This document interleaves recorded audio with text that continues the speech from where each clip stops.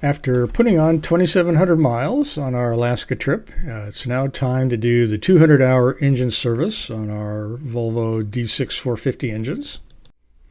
This is the service protocol for the 24-month, 200-hour maintenance for these engines. So we've done all the inspections on the maintenance items, except for the software status. That requires a special tool. I'll have the mechanic do that when we haul the boat out in the spring to pressure wash the bottom and also to remove the propellers and grease the propeller shafts. Also, the transom zinc and the drive unit zinc were worn. Also, the trim tab zinc anodes, so we replaced those. We also installed a galvanic isolator. That process has been documented on another video on this channel. Replacing the air filter is pretty easy. The filter is located in that black box shown in the upper image. Undo the silver wire spring clips at the top of the box and open the cover and replace the filter. Next, we're going to change the oil and the oil filters on the engine. We're going to use the U-Lube system for extracting the oil.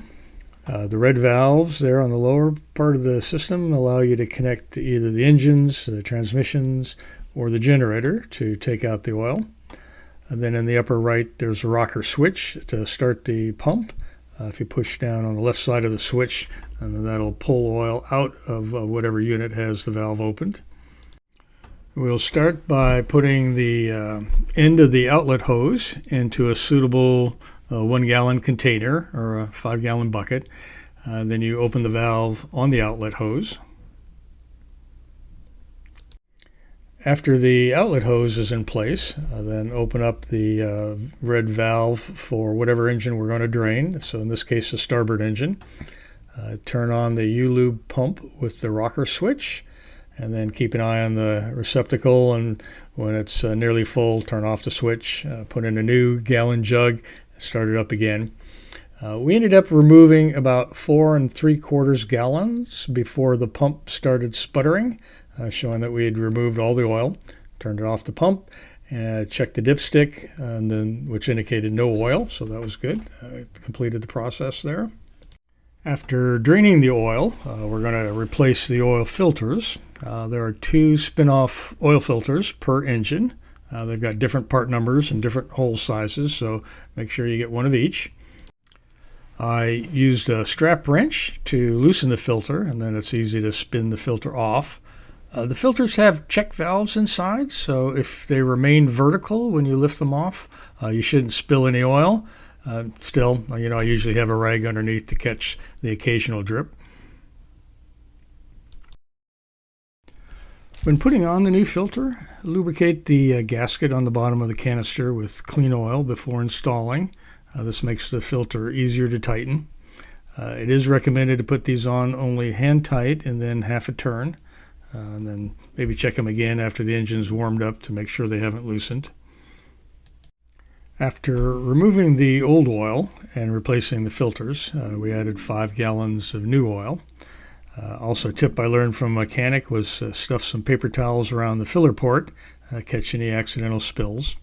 Then we're going to start the engine and run it for a short while and check for leaks.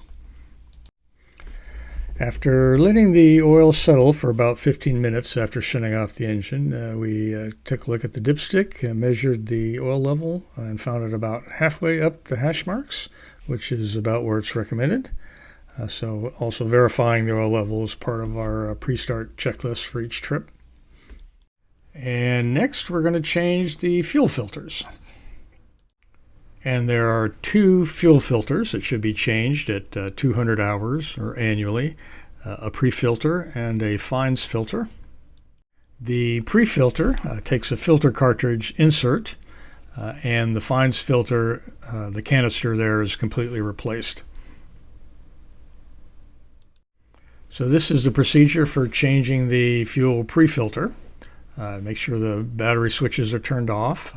Then we're going to drain the filter by unscrewing the drain plug at the bottom of the housing. So make sure there's a container underneath there to catch that fuel. Then you unscrew the housing cap with the teat handle, turn that counterclockwise.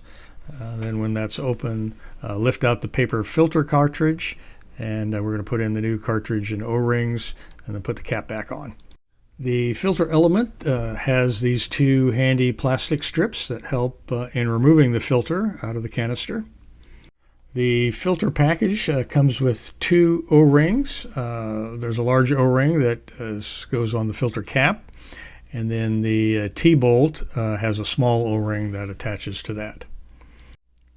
This is the procedure for changing the fines filter, and we're going to start the process by disconnecting the water in the fuel sensor wire, which we'll show a little video of that here in just a second. And the reason why we do that is that when we take off the fuel filter using a strap wrench like we did with the oil roll, we just don't want to twist the wire that connects to that sensor. So we'll continue on. Well, you can see the process here, and then we'll discuss more later all the details of that. Now we're going to remove the sensor wire by pushing in the spring clip, and then we're going to just pull that straight down and it'll come off.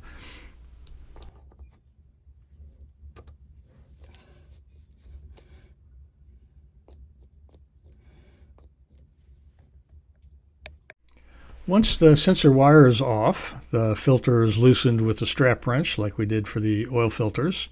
The filter is unscrewed and the fuel emptied out of the filter and disposed of. Then we remove the sensor from the old filter and then attach that to the new filter, making sure that we retain the gasket that goes around that sensor. Then we take the new filter and put it in place and reattach the sensor wire. Now, when putting the sensor back on the new filter, the Volvo manual cautions that the sensor threads are made of plastic, could be easily broken, so don't over-tighten these. So Volvo recommends not adding fuel to the filter after replacing it, but instead using the primer bulb to refill the filters with fuel. So after you've put the new filter on, then loosen this bleed nozzle that you see here, and then pump the primer bulb until fuel comes out. It does take quite a few pumps, but once the fuel comes out, then retighten the nozzle and run the engine to verify there are no leaks on either of the filters that we've replaced. The last item on our list is to replace the impeller. Not quite necessary at this time. We have 310 hours on the engine and 20 months since Magan was launched, but since we're doing the other maintenance, we went ahead with this item. This is the excerpt from the manual on this procedure. The first step is to close the seacock on the drive unit. A little water will come out when the cover is removed, so I did put a small container underneath. And also, if we're just changing the impeller, we don't need to remove the drive belt. The next step is to remove the 6 small bolts that hold the water pump cover on. I unclipped the water and fuel sensor again to move it off to the side, give myself a little bit more room to work. And it's a bit tight space in there, so I used a socket for some of them, but a small 5/16 wrench actually is probably the best tool for this job. There's an impeller puller kit that Volvo sells that makes the removal of the impeller much easier. It consists of this nut and bolt system, but I did find that the bolt that comes with the kit is too short, so I ended up going to the hardware store and picked up another bolt that was about 4 inches long. So what happens is you thread the black nut inside the old impeller, and the silver bolt goes inside of that, as shown in the next slide. Once you have the impeller puller set up like this on the old impeller inside the housing, you just go ahead and ratchet in the silver bolt, and that gradually pushes out the impeller. And I've got a little video on that that's coming up. Using our ratchet and the puller, we slowly remove the impeller.